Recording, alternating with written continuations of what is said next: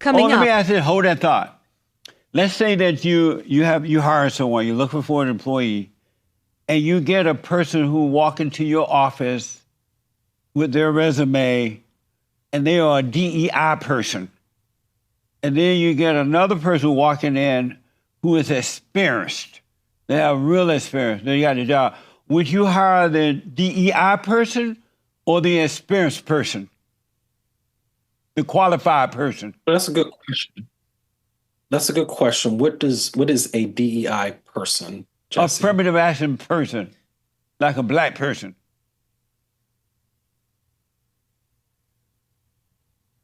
I'm still a little unclear. Are you saying a minority or are you saying DEI? DEI, which means affirmative action, reparation, kind of that. And they just changed the names along the way, and they finally came up with DEI. So would you hire, you being a professional businessman, would you hire a DEI person or an experienced person?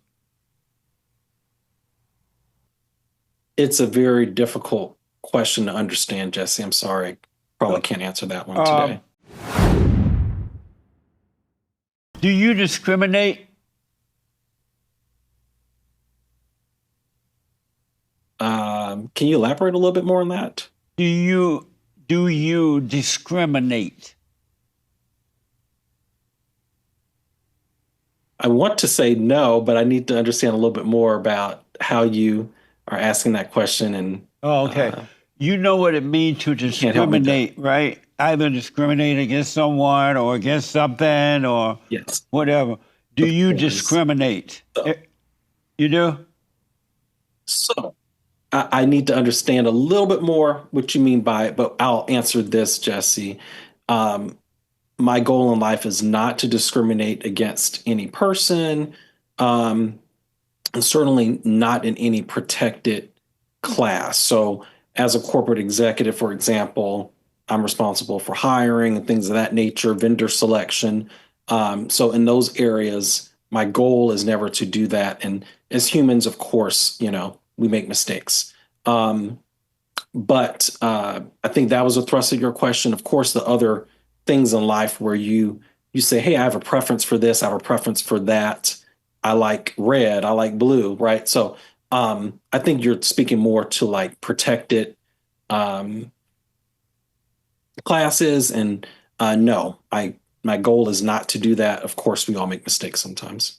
But when you're hiring people and you're interviewing them, you're looking at their resume, you will have to discriminate in order to get to the best qualified person, right? No, I don't. I think when we say discriminate, and that's why I was asking you to elaborate a little bit more, we're talking more about unlawful biases based upon race, gender, age, things of that nature, right? Now, that's how I'm understanding the question. Now, as we're ascertaining qualifications for a role, we're looking at things like, were they in their last role very shortly? Do they have 10, 15, or 20 years of experience?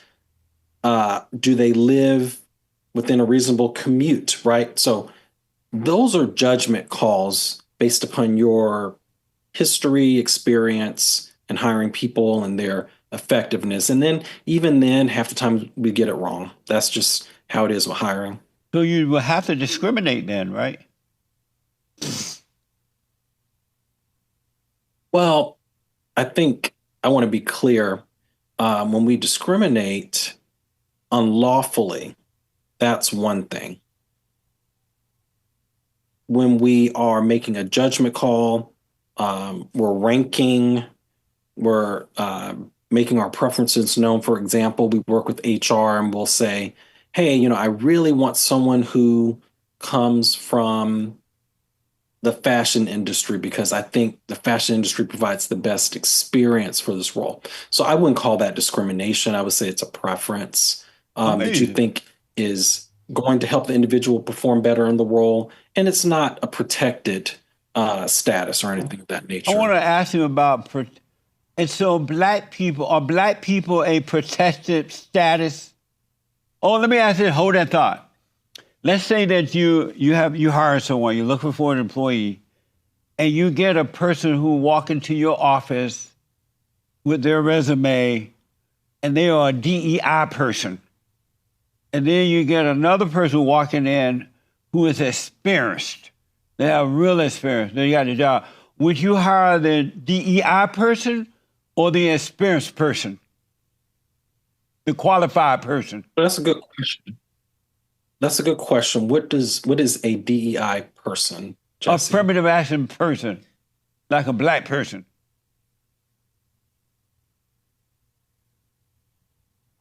I'm still a little unclear. Are you saying a minority or are you saying DEI?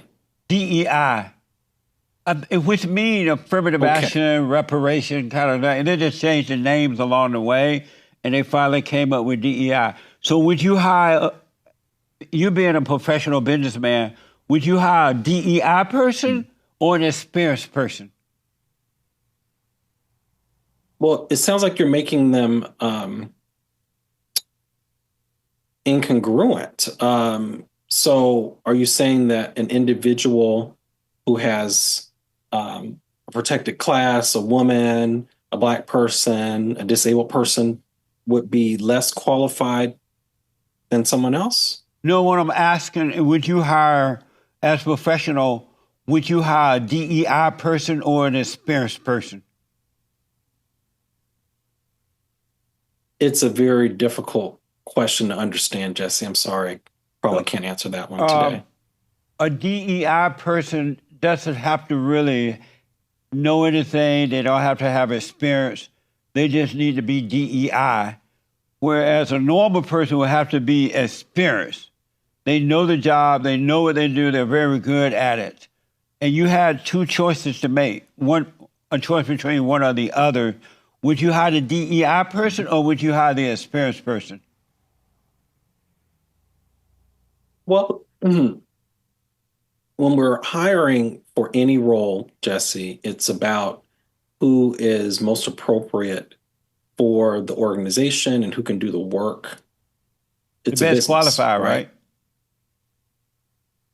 It's the individual that's most qualified for the work. And I want to be clear, I am not at all co-signing on any assertion that diverse candidates are any less qualified than non-diverse candidates. So I do What do you mean by that? Are have you an saying issue the with how the DEI question. person would be as qualified as the experienced person? Well, I would never call anyone a DEI candidate. But that's what they call it, I would say, right? That's what they call it. well, Why I'm would not. you call it that? Well, I can only share my experience in 20 years of working in Fortune 500 companies. I've never used that terminology for a candidate. I've never heard a professional human resources counterpart use that terminology. But I will say this, when we think about the overall goals of the organization, and we know statistically diverse organizations outperform non-diverse because you have so many different ideas and lived experiences, right, that you can bring to the table. Many organizations do establish goals for diversity. For example, I worked at Whirlpool, and one of their goals was to improve the percentage and number of Black women in manager plus leadership roles. So that was a specific goal. And it was also a business goal. It was a business goal because they wanted to be more successful by having more and diverse opinions at the table when decisions are made. And so those Black women that they're hiring, because they're female and because they're Black, wouldn't they be DEI persons? Because they're not as qualified, right? It's only because they're Black No, and female, right? no. So let me continue with the example, Jesse. So when an organization, I think very responsibly decides, hey, we want to diversify our pool of candidates so that we can then have a more diverse employee base that can make better decisions. That's all it is you're opening the funnel. right? So you're saying we historically recruited from this non-diverse college in our town. We no longer only want to recruit there. We want to go to an HBCU. We want to go and reach out to um, other organizations, maybe an LGBT organization at the campus, because we want to get all these opinions in. We want a bigger pool, right? But would you So hire? I know, but would you look for the best qualified person, or will you look for in always, your search like that? Would you look for the best qualified person, or would you look for the DEI person? well, see, that's where we go back to we want the pool to be bigger, right? So So what it doesn't happens is matter that they're you're getting DEI. all of these candidates. So So, you want to get everybody into the pool so you can look and choose who is the most qualified. And so I think a common misconception is that it's an either or. So you've posed this question to me a few times that it's like a DEI candidate or a normal candidate. It's candidates. Let's get all the candidates in the pool and let's choose who's most qualified. And let's give those non-traditional candidates that normally don't get a seat at the table, let's give them an opportunity just to apply and get in the door oh, and I have an see. interview. So if I hear you correctly, you're saying let's give the DEI person a chance, even though they're not qualified because they're not capable of rising to the occasion. So you have to give them a chance, and even though they're not qualified for it. No, no, no, no. So we only hire qualified candidates. We only hire the best in the organizations that I've worked for. So I work for companies like Louis Vuitton, L'Oreal, Whirlpool. So these are like Fortune 500 companies. We only hire the best. But what I'm saying, Jesse, is open the pool.